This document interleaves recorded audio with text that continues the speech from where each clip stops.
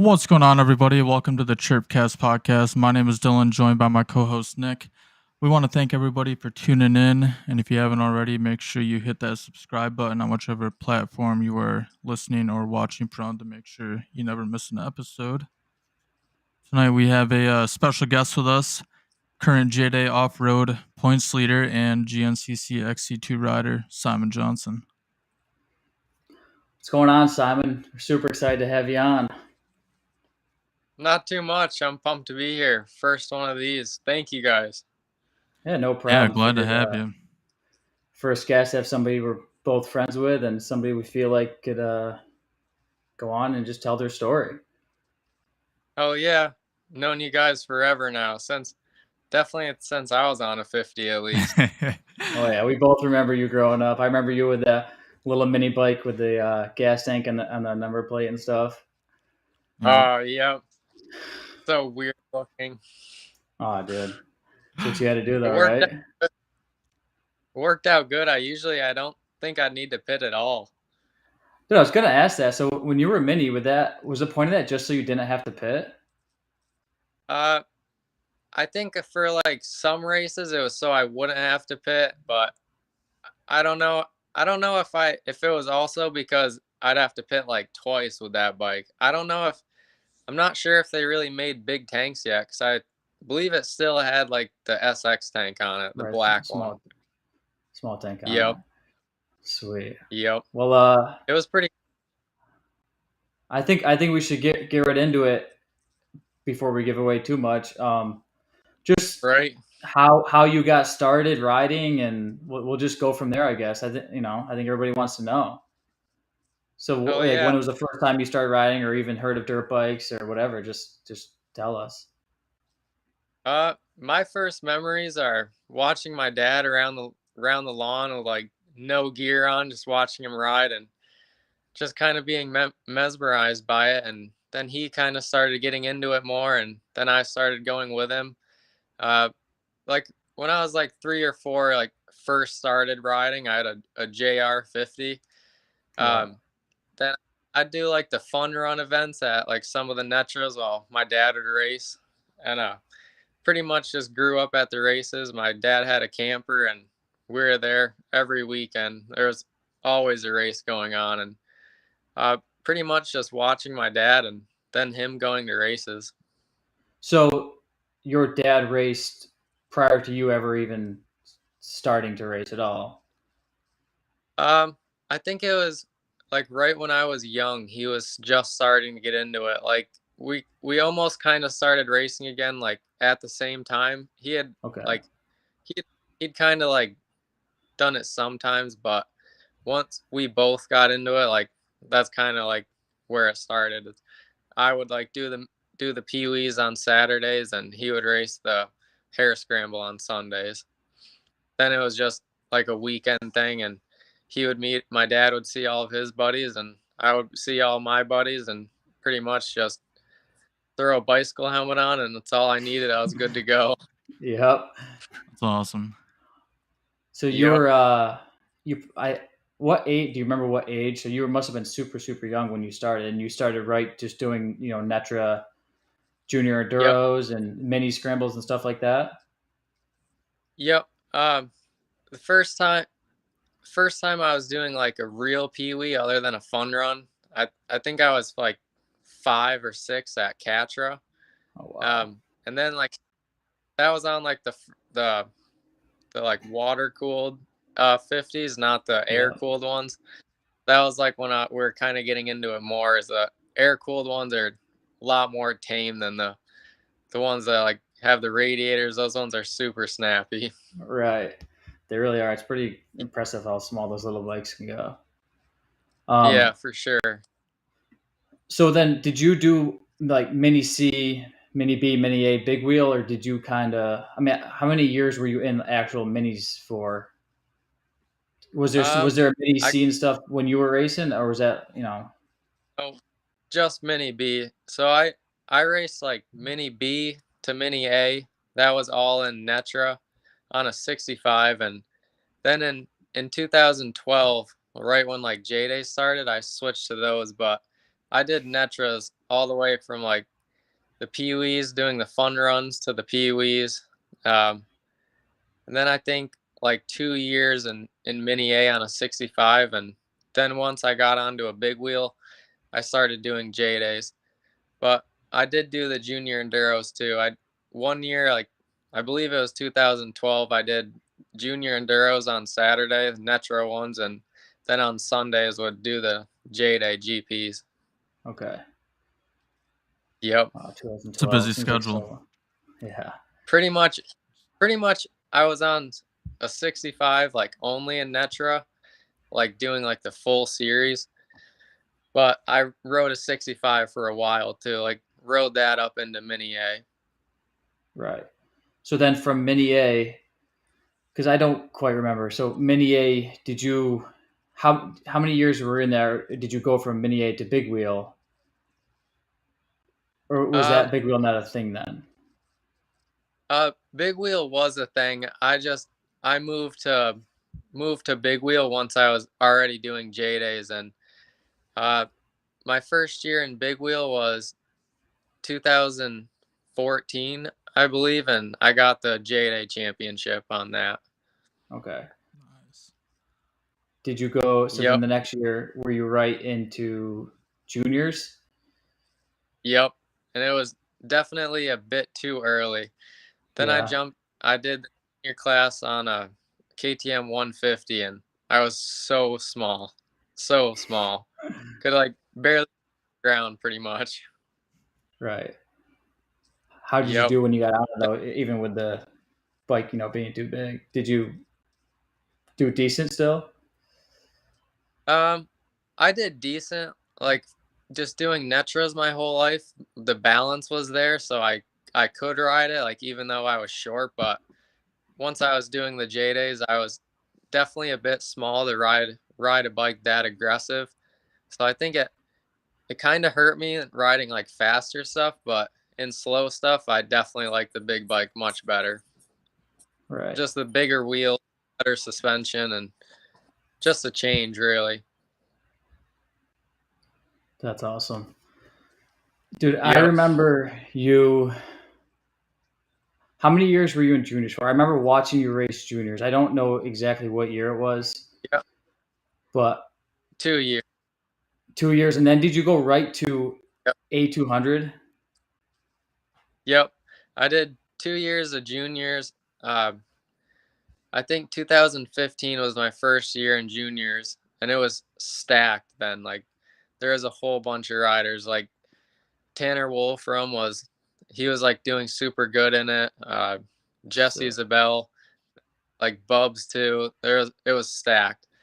Then did juniors again, and I won that championship in 2016. And then at the end of that year in 2016, I started doing A200, then got a 250, and I think did one race or two races in A250 and Pro 125.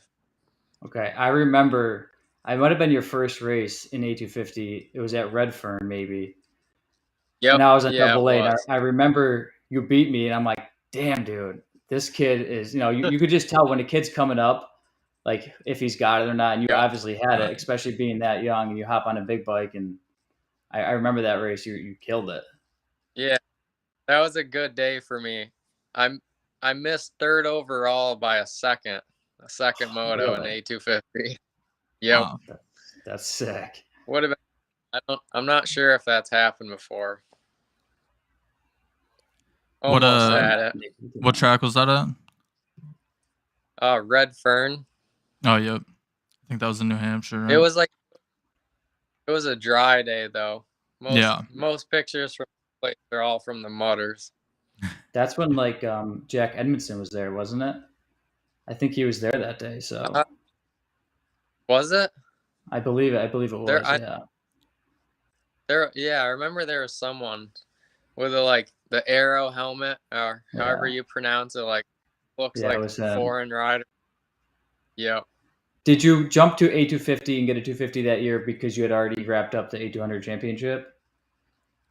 I'd already wrapped up the juniors championship, so Okay, once so you I went got that, juniors. Yep. I wrapped up the juniors championship and then did Pro 125 on the 150 and then Okay. did a 250 on the 250 two-stroke. Right. That's Yep. awesome. You were young too. 252, way too much then. Was it? Then, yeah, for sure. I think I rode it decent, but I really wish I went to a 250F then, honestly. Yeah, but I Yeah, don't the know, four dude. stroke power is just a little smoother, you know. I think, anyways. Yeah. Right. But yeah, Yeah, I don't. I was still small, so I feel like I couldn't hold on to it the best or ride it aggressive. right. I no, it worked.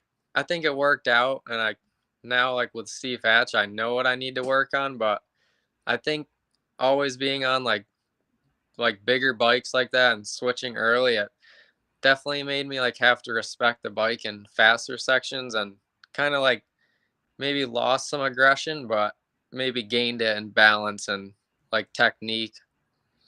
Right. For sure. Were you doing any GNCCs in 2016 in that year or no? I did Unadilla, and that was my first ever 3 hour, and it Right. killed me. Yep. I'm sure. I think That's it was in like I finished like in the 50th somewhere overall, and second in A200. And Jesse wow. Angsley was actually the beat me, and we battled for the first half, and second half he lost me. It's a whole nother animal, isn't it? That last, as you know now, that last hour and everything.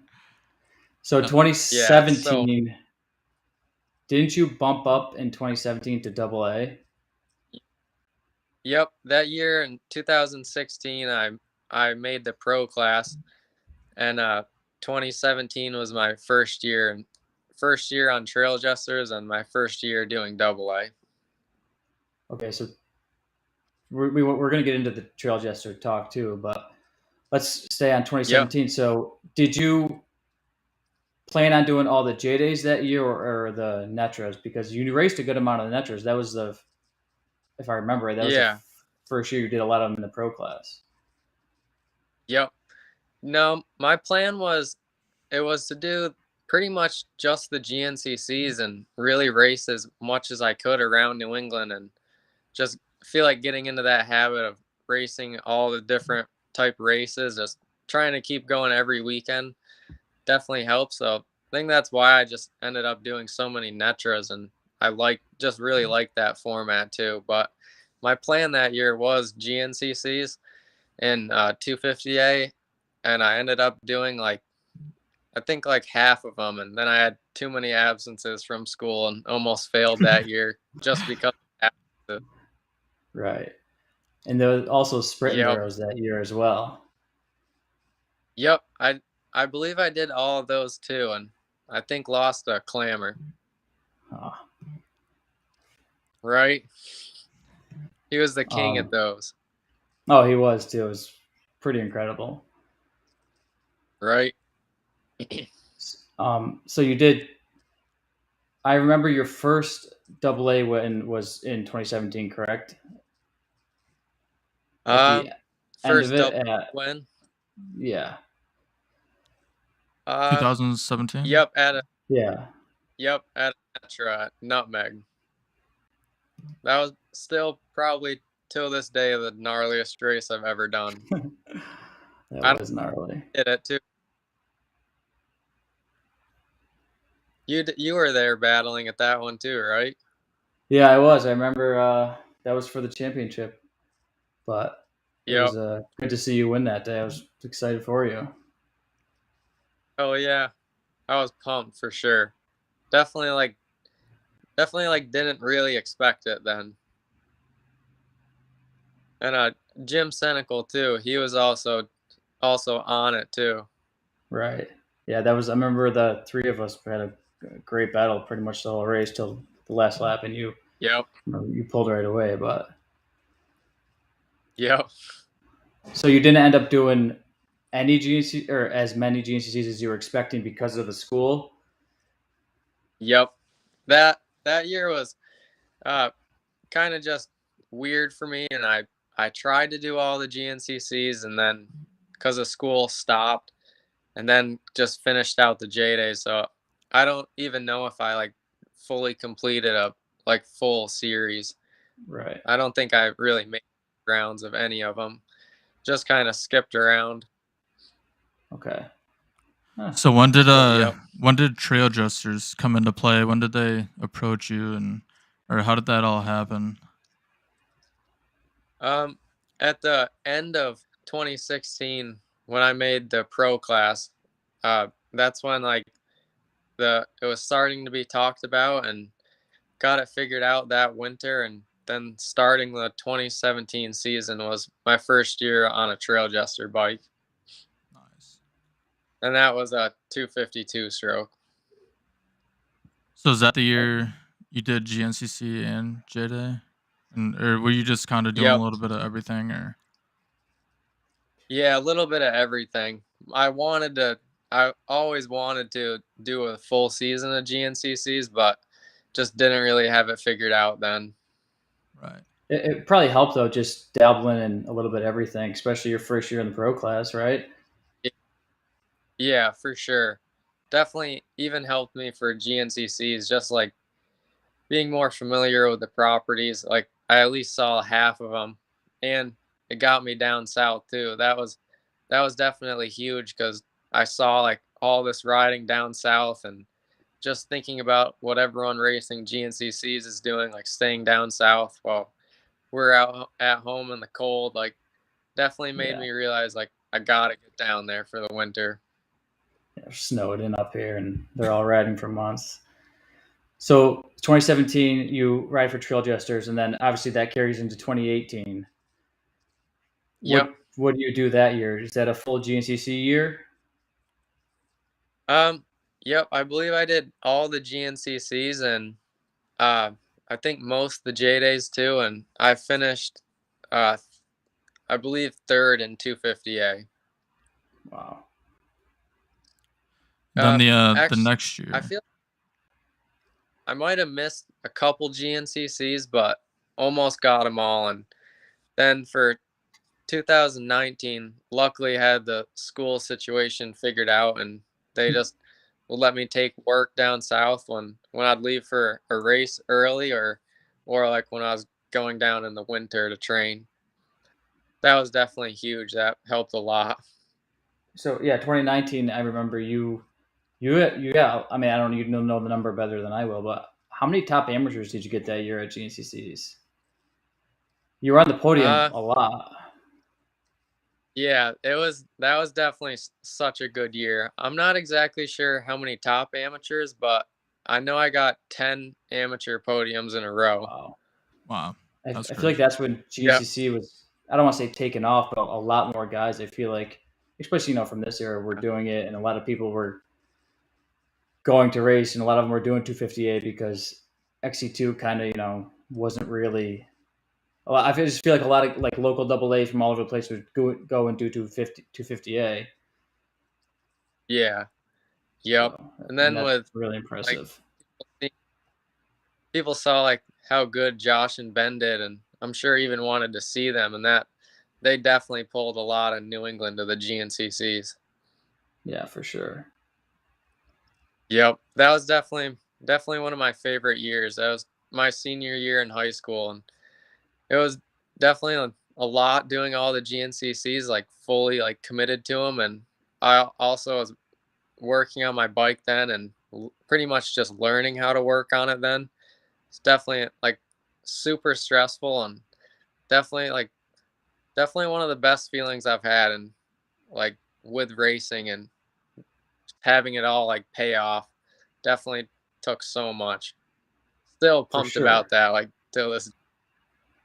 Oh Yeah, yeah, that's for sure. awesome. I mean, like you said, doing it all yourself and Yep. doing a full season of traveling, that's not a lot of people can say they did that. That's awesome. So Yeah, for sure.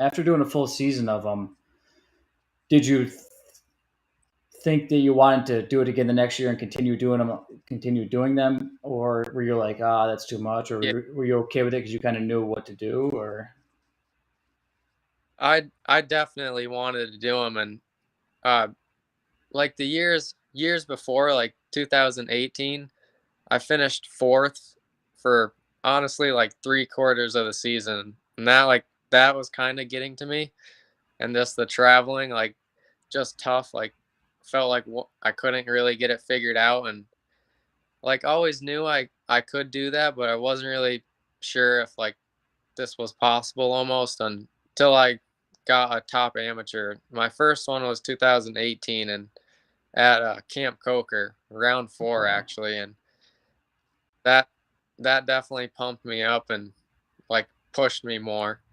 And 2019 definitely, I was super driven from that for sure. Pretty Yeah, much, knowing you could I do was it. I was definitely ready to get back into them the next year, and that was my first year in XC2 after that. And I think I did like half the series and was kind of just like struggling even to like get to the races and just figure everything out with what I had to do with traveling there, and it was pretty tough. And I had the points lead also in Jdays, so once the summer break came, just to keep working and save money, I switched to just doing the Jdays, which I regret now, just honestly just because of the seat time in GNCCs. But Right. in 2020, I did half the year XC2 and then stopped during the summer break and finished a year out in the J days and tried to get that championship, but ended up second. I mean, 2020 was a weird year for everybody. So, Yeah. Yeah, for but sure. this, With but getting so COVID. close to, yeah, exactly. Getting so close to the championship in Yep. 2020, is that what made you go into 2021 kind of fighting for that, or Yeah, for sure. I was I was super fired up with the J days, no doubt. I wanted that championship, but I always knew if I want like any sort of future on a dirt bike, I definitely gotta push through full seasons of GNCCs and definitely like make that a priority. right? Okay. And this Yep. whole time, trail So jesters are they you know making you or telling you or conversating with you about what series they want you to do, or it was definitely open to whatever I wanted to do. Like there was no like contract set in stone where I had to be somewhere or anything like that. It was okay, all just for whatever I'm doing, just keep a good attitude and like keep the good name trail jesters have, and that's what I just tried my best to do. right? Yeah. So that Yep. 2021 year, how did it start out, and how did you? I know it was a battle right down to the finish, the last race with Robbie Marshall. That whole year Yep. was fun just to watch. I didn't do many of them, but I know looking at the results every race, or yeah, every race, just seeing what went on, and that must have been fun just to be able to Yeah. battle all year. Yeah, that was a really good year for sure. I learned so much watching Robbie, and uh at the 2020 the last J Day round at 207 I won, and that was my first J Day win. So going into 2021 I was super fired up and ready to go, and then at Caleb's in January broke my wrist and slowed me down a little bit, like took a little while, and I missed the first 4 GNCCs, but I did end up doing all the J days. And then like from the get-go, I knew Robbie was going to be super hard to beat, and I definitely had to start working on my sprinting and just overall moto speed, and it was a super good year. I definitely didn't want to finish second. That definitely sucked to do that twice in a row, but like looking back at it, I definitely learned a lot just from watching Robbie and just him like motivating me too. Right. Somebody being a past champion like him too. So I'm sure you learned Y- a lot doing that. Yeah, for sure.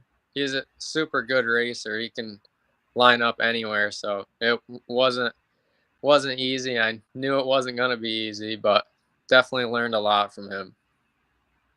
Right. So what would you say your favorite format of racing is, as far as GNCC or Jday or Natra? That's a tough one. I feel like I'd have to go like more of a endurance, like hair scramble type race. That's just, I feel like, what I'm used to. So I feel like I warm up better like towards the end of a race. Like the more seat time, the better. Right. So I would say like more like a endurance race. 3 hours is gnarly, and I'm definitely liking that a lot more now than I used to. Like used to almost be like survival for me. Yeah. But now that I've got a pretty good routine going on, I would probably say those. But like the moto sprinting, which like isn't as I'm not as comfortable with, but I've definitely really liked switching to that stuff. It's been a lot of fun for sure. Super hard with the starts and just being consistent, but I really like doing those too. Yeah. So what does your like weekly schedule look like, as far as training and riding and seat time, all that? Uh, Pretty much just work, and then after work I either try to ride, pedal, or go to the gym. And on Mondays I talk with Steve Hatch, and he plans out like what's best for me to do, like balancing it out with work too. Uh, but it's usually end up riding like 2 to 3 times a week, depending on if there's a race on the weekend. I'll usually kind of get prepped earlier, and then just a pretty quick gym routine if I'm not riding, or cycle pretty much. Not not like biggest fan of cycling really. I love bicycles, but definitely more of a mountain bike type of guy. Or honestly, I'd rather run than cycle, but Yeah. usually try to ride as much as I can. If I can ride twice during the week, go to the gym and cycle, it's pretty good for me. And then that's with like Sweet. racing on the weekend though. Long days, just after work, getting back to it and getting home, like definitely putting in the hours for sure, and hopefully it pays off. Yeah. It's got to be Definitely. a It's long day on definitely paying Monday, off. after Yep. traveling from a GNCC back home and then going to work and training and all Yeah. that. You mentioned Steve Hatch earlier, and you just did again. Yep. When did you start working with Steve Hatch, and how much has that helped you with, if he's doing nutrition, or what's he really doing with you, and how much has Um, it helped you? I started I started with him in 2017. I actually, yeah, like the winter 2017, early on was when I first met him, and I went up to his house in New York, and we rode at Broome Tioga, and he pretty much just learned who I was, and I like met his family. And uh, that's when it started, was 2017, and he's helped me so much, him and his wife Denise, so much for sure. I definitely wouldn't be still doing it today, I don't think, if it wasn't for them. He's Super. pretty big into the mental side of it too, isn't he? Yep. So isn't his wife Denise. Right. They're she's a she's a hypnotist, and she's Oh super cool, wow. super smart. Steve too, of course, with the riding, and uh, it's been on factory teams for years, and just kind of seen the industry from like a couple different perspectives now, and he's helped me so much. Like riding technique, that was huge. Like it's I'd made the pro class before I started working with Steve, but I really don't think I would have gotten any like farther and out of New England if I didn't start working with him. Just like correcting weird habits that like you just kind of form over time. And also it was huge in 2017, just learning like what technique and form to fall back to, like whenever riding seems super difficult. just Okay. just like was a lot of reassurance. And then once I started doing GNCCs, I could ask questions all day then about like Yeah. my setup, what to do like before preparing, and they were so handy, and I definitely needed them. But You you they do everything, like from like yoga, like keeping my body loose, uh, the gyms, like gym routines, obviously, and riding technique, mindset. They have a new program going on called Power of the Mind, where you can just sign up, and it's like kind of like this, like Zoom calls, and you can listen to both of them talk, and that's like more on the mental side, and all of it goes like beyond racing for sure. you can definitely see it in your mental strength, and you mentioned like your technique on a bike, and I'm sure anybody that's ever watched you ride, I feel like you're always standing up and you're always so Yeah. smooth. Is that from Steve? Have you always had that? It's honestly very very impressive. Everybody that I've talk about it, it's like how does he do it? You don't even seem like you're trying, and you're going, and obviously going great. I appreciate it. Thank you. Um, I think Steve definitely helped that, and I think I've always kind of rode like that, and maybe like almost a bit too much I used to be in. Now Steve's like helping me like keep that when I need to, but be super aggressive with like the moto sprint speed. Steve like definitely fine-tuned me, but I think I've always kind of had like the flowy style, like not like super aggressive, just kind of like flowy and focus on being smooth and just using like the least amount of energy. So It's does crazy, Steve kind especially. of sorry, Nick, going ahead. No, you're good. I was gonna say it's just impressive, especially at like a Jday. If you don't get the best of start, you go through the pack, and it's like you're not even trying. You're just blowing by guys. It's really really fun to watch. I appreciate it. Definitely definitely been working on it like crazy. Uh Lately with Steve, and like the last year and all of this year too, I've been working on a lot of just sprint speed and getting comfortable being there, and trying to ride a lot more moto too to get used to that stuff, and just the high speed stuff mainly. Right. And he like with everything, they've helped me so much. Like I definitely wouldn't be still doing this and having as much fun as I am also without them. So does he kind of give you like a workout schedule throughout the week, or do you just kind of do your own thing, or? Yep. He's on Mondays, like we talk and we plan my week out, like Monday to Sunday, Yeah. like what I'm gonna do, and uh, usually it's try to ride like 2 to 3 times, uh, and then the weekend will be a race. And if I need to like switch something, like if something's not lining up or my bike's broken, like I'll just get a hold of him and be like, just let him know I won't be able to ride today. Like, what's the next best thing I can do? And he'll line it up for me. And it's definitely a lot of confidence comes from that too. Just not really like, I don't even have to think what I need to do during the week. I just check my phone and see like what's going on. And he like, he like starts, organizes my week all like from my input too. And it's Mhm. definitely nice to have just know what I'm gonna do in the beginning of the week and get to it and feel like I like really like have to do it too and want to do it. I feel like you're not one to really have to pull your arm to go do something. I feel like you're pretty determined. Yeah, for sure. What Definitely about want. what about you mentioned obviously you work. So how is it working and riding, especially doing XC2 when a lot of those guys aren't working and all they're doing is riding and training, and you're trying to fit in both, especially being from up north and then traveling all the way. Well, they're all pretty close. I mean, how is that for you? How do you deal with it? You just it is what it is, or Um, yeah, pretty much.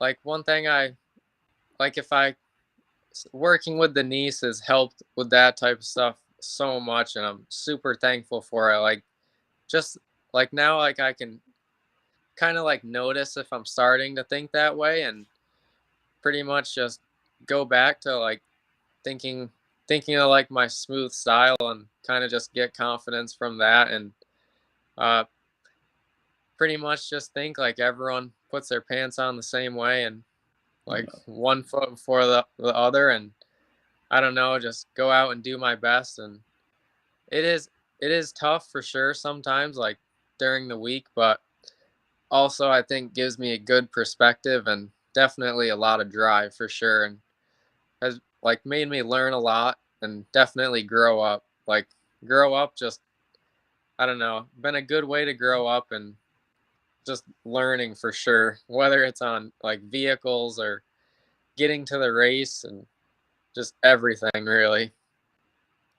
Yeah, I personally love when somebody like you does good, and you know, I want to say the underdog, but the person who's working all week and then traveling to the races, paying for it all, and I love to see it. So, props to you for that. That's awesome.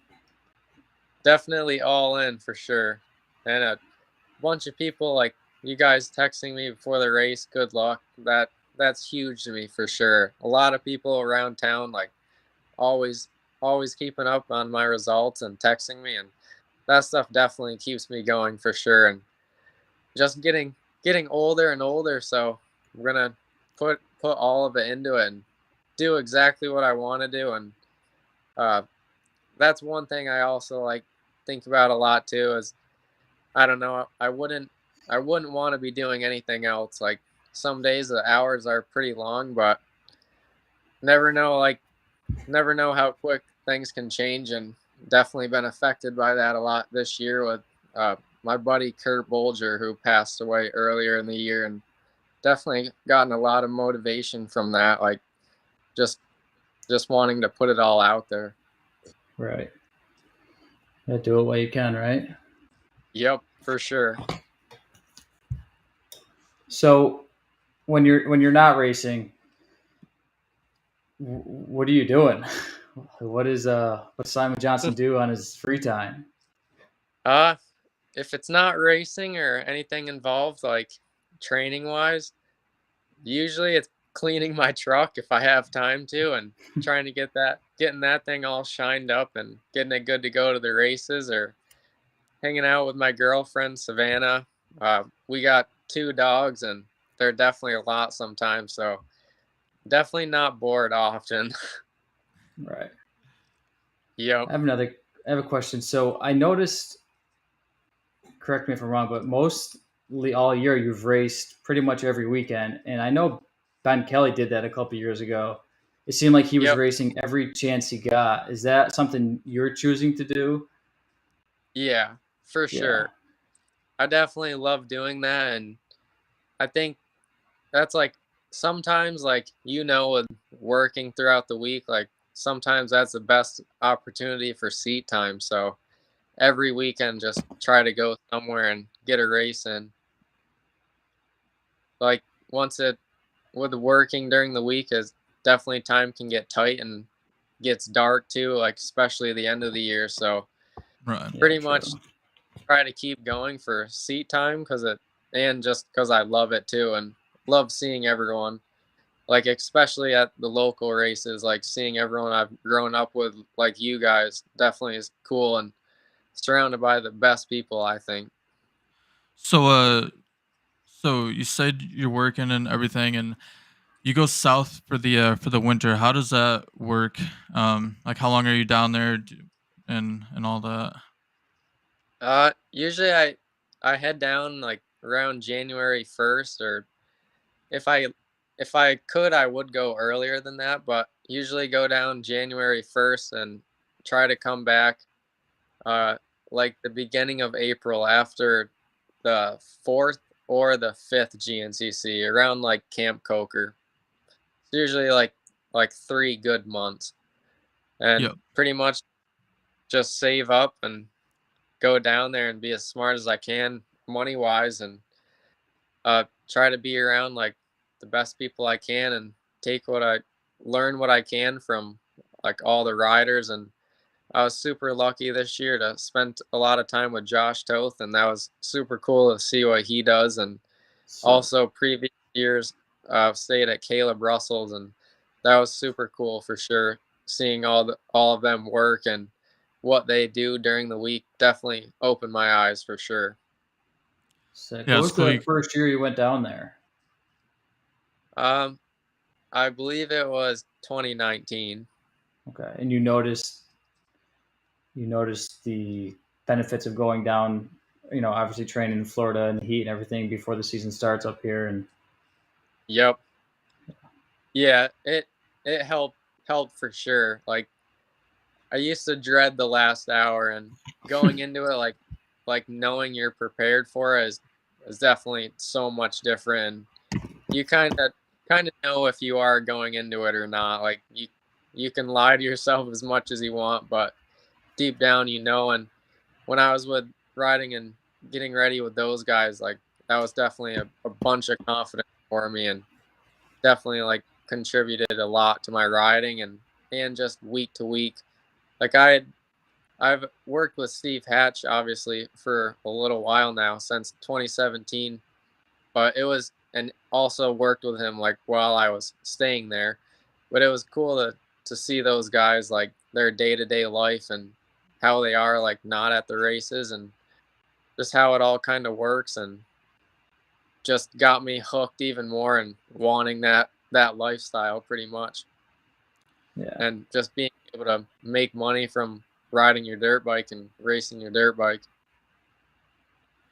So do you guys all, is there like a bunch of you guys that pitch in and rent the house, or do you stay in a camper while you're down there? Or Uh, Camper every yeah, year and kind of like bounce around spot to spot. That's what I did last year. Like, say that Croom, Steve Hatch had a camp with his wife Denise, and that was like a month long, so that filled up some time and was set like a good base like to get ready for the year.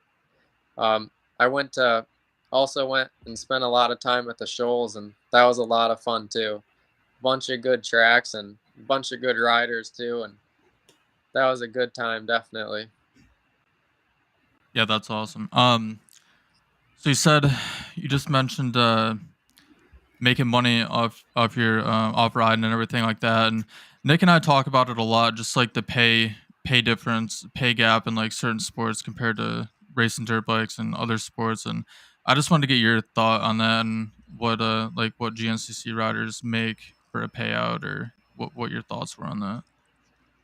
Um, like yeah, like if it's like good or bad for like what they Yeah, do. just yeah, just I don't know. I just feel like they make like so little compared to other sports, and they probably put in more work than anybody. And I just want to get your Yeah, perspective on that. for sure. I mean, like when I was at Caleb's, like whatever workout we did, it felt like I was surrounded by like professionals no matter what we were doing. Like all those guys are like world class cyclists. Like in the gym, like they all look like they're trainers with just like their body movements Right. and everything. And so just like I don't know if you guys saw Caleb's heart rate from Florida like a couple years ago. It was like I remember average seeing that. 180 for That's three insane. hours. That's definitely unreal, and I don't think I definitely don't think people outside of like the motorcycle world would understand that. And it's definitely also tough too with like if you were in the NFL, you have like agents talking for you and like Right. hype you up. So definitely like kind of more on your own with dirt bikes, but I love it for sure. And if I could making anything from dirt bikes would definitely be a lot more fulfilling than spending a week at work, no doubt. That's That's for sure. right. Especially now, like I'm sure it affects everybody, but I mean, you're pulling a camper or a trailer to the GNCCs, and the price of fuel now is Yep. ridiculous. So that's just kind of like what Dylan and I always say is, these supercross guys, motocross, obviously they're amazing riders, but they're getting paid. A 450 guy gets a whatever $100,000 to win, and you have Yep. guys like you who are in the top 15, top 20, top 10 of a GNCC, the biggest series around, and you're paying to drive everything. You're paying for all your food, everything. So we always shake our heads at it, and it just doesn't make sense to us. Right. Yeah, it definitely is a lot, but I don't know. I guess we all love it, so it doesn't matter. Right. And So this just meeting people too and traveling has been so good for sure. Yeah. But like it's like also putting so many miles on a vehicle too. That's also tough, but that just is what it is with that stuff and doing exactly what I want. So that's what keeps me going. I remember before you went down to Florida this year, right? You had just bought that new truck and you went to sell your old one and the transmission blew or something. What was that again? Yeah, it was not good. I had a strain of bad luck for sure. I'd bought a newer truck and it was my first experience at a dealership. Uh, Pretty much just walked in and was ready to sign papers. Like they knew they got me as soon as I walked in the door, I'm sure. Yeah. uh, like was ready to get rid of that truck and it had been decent, but I had that truck sold on Marketplace and uh, was like going to the bank to like figure some stuff out and leaving the bank, the transmission went on it when I was planning to go to leave for Florida in like 5 days. And I took like 3 days straight. It felt like of rushing around and I'd been searching for trucks and had one saved for a long time and uh, figured out I could sell my truck back to the dealership. So I got rid of that way. And it was definitely tough, but ended up finding a truck in Maine that I bought. And then the next day took it down south, like right after buying it. And No better way to to be break it honest, in. right, that's been a habit for a couple years now. I always end up doing something last minute like that or having to. Yeah, some things will never change, right? Yep, So are but you're pulling your truck in a camper to every race, Jday, GNCC, everything? yep, every GNCC and every Jday and definitely I like learned I've definitely need that routine in the camper, like having having food like ready to go and uh like my own space I definitely need and even the AC like I feel like Yeah, that could like help me get edge on the weekends. So I feel like I need to bring a camper and it's fun too like I said with the dogs and my girlfriend like they're long weekends but we try to make it as fun as possible and definitely learning and living a lot along the way. for sure. Yeah, that's awesome. So this year's Yep. looking pretty good for you. Pretty good for you in the J days. 7 races in, you got 8 left. Is there anything any track or anything you're looking forward to coming up? And what are your Yeah, thoughts on the rest of the sure. season? Uh, yeah, Hemans is coming up in 2 weeks, and that's probably my favorite one. And it's going to be stacked. There's going to be a lot of fast riders, but that one's probably one of my favorite J days, and I'm pumped for that one. And other than that, like my plans for the year is just keep taking it race by race and learning each weekend and staying upright and just being smart and going race to race and see where it all ends up at the end of the year. And you still plan on Yeah. doing the rest of the GNCCs and everything? Yep, yep. Nice.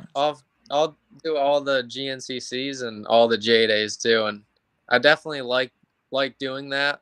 I like learning the endurance from the GNCCs and how to just be precise and save your energy and like I don't know, like save your body and like you learn so much from GNCCs, especially in XC2.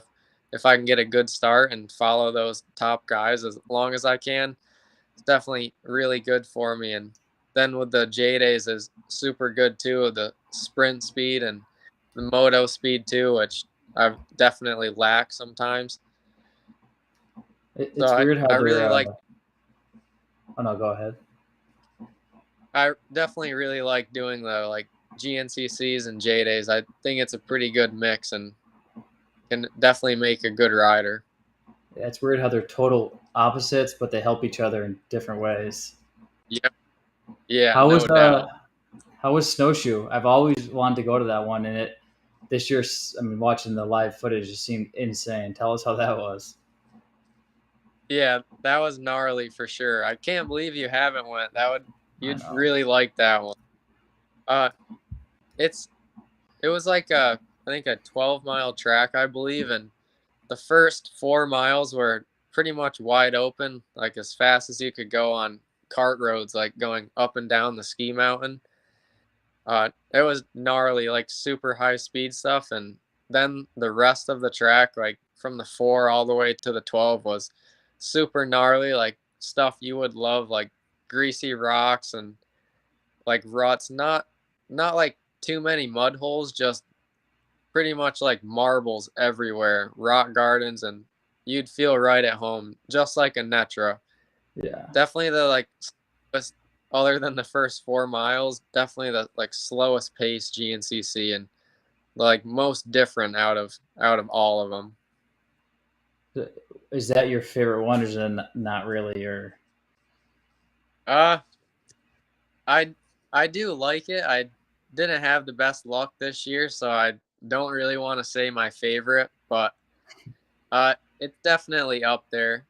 It's cool. It's super cool seeing the snowshoe itself.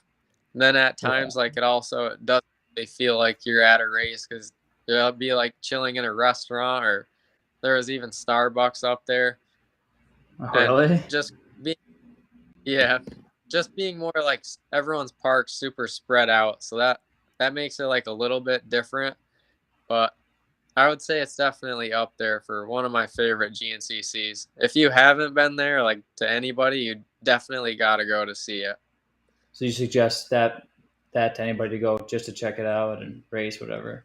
Yeah, yeah, for sure. If you're not into rocks, you might not have the best time, but if you just like racing, you'll definitely love that place.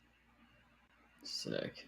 Yeah, I was just gonna ask And what your favorite track was and your least favorite, I guess, and what track you look forward to every year.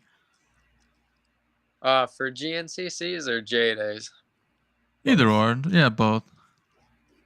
uh, Hemans I always look forward to, like ever since a kid. That moto track's so fun. I want to ride an open practice there super bad, but Hemans is definitely always one I look forward to. And uh, with GNCCs, probably like my least favorite might be the John Penton, just because it's always so hot there and Yeah. always just seems like a weekend. But they're all good, honestly, and there's like things I do like about that track more than others. That's also like a lot slower pace of track. And for J days, I I like them all too, but definitely have kind of always struggled with Crow Hill and Southwick in the past. So when those ones come around, I'm definitely a bit more like anxious and feeling like I like need to get to work pretty much when those ones come around. So, what would you say your most memorable race is? Uh, I would probably have to say the last GNCC at Ironman in 2019, the last round of the year. Uh, that's where I won 250A and also a overall amateur. And I was super nervous going into it. Like I think I already had 250A secured, but I didn't have the overall amateur, and had just spent from the day I even learned like what top amateur was. I just visioned that in my head for years and wanted it so bad. So once I finished that race and won and secured it, like probably my most memorable moment, and just feeling good with just feeling like really accomplished, I guess. Yeah. A lot went into that year. Sure. So, what do you think's next for you? What are your goals for the next couple years? Do you want to see yourself racing full time XC1 GNCC or? Yeah, for sure. I really want to like keep keep chipping away at the GNCCs, doing the best I can, and eventually work my way into XC1 and uh, like be one of the top contenders for sure is definitely what I want to do. And uh, also, I'd love to get into the national enduros too. I think that'd be pretty cool, and I think might fit my style pretty good too. Have you done Yeah. many of those? But nope, I haven't. Yeah. I Yeah, you're right. definitely want to get. I know it's a lot of riding. Did you ever do any of those or no? I've only done the one they had in Florida, the alligator one there, and it was. I tell everybody it was probably the best time I've ever had. It's kind of like the Really? Jday sprints they had, but longer tests, Yeah. longer. Can't think what it's called. Going in between the tests, and it was just like the Yep. trails were fun. They weren't smoked out. You're racing yourself and you're racing the clock, and it Yep. was a great time. I would love to do more, but I think you would do great in those too, for sure. Oh yeah. Yeah, that's my plan. Definitely have always thought of racing XC1 like ever since my first GNCC, like Unadilla, like I'm sure your guys' first one too. Yeah. Yeah. Mainly like the only one we kind of grew up doing. Yeah. All right. That ever since that one was definitely hooked. Like just seeing all the semis. Like I'd watch Supercross and stuff, but once in person, seeing all the semis there and being young, I was hooked for sure. Mind blown, aren't you? Still, yep. Sweet. That's pretty good. Is there anything else you want to talk about or add, Simon? Let the people hear, or I anything think you want to that's talk really about? about it. I appreciate you guys like wanting to like let people know more about like the weekly routine and lets people just kind of understand more like what's going on. And at the races we're always so like rushing around and just I have a mental checklist in my head like 24/7 running around and don't always Right. get the time to like talk or relax like I feel like I should be. So I definitely appreciate this and thank you guys. No problem. We'll definitely have you on soon again for sure. Yeah. Hopefully Um, next time you come on, you'll be the Jday champion. heck yeah. Yeah. Hell yeah. Where can everyone find you? Are you just on Instagram? You do TikToks or anything? No TikTok, but Instagram, Facebook, and any race going on in New England, I'd say. Sweet. Awesome. Hell Awesome. yeah. Well, thanks again, Simon. Thank you, It Simon. was That awesome having you on, and good luck the rest of the season. I appreciate it. Thank you guys. Heck yeah.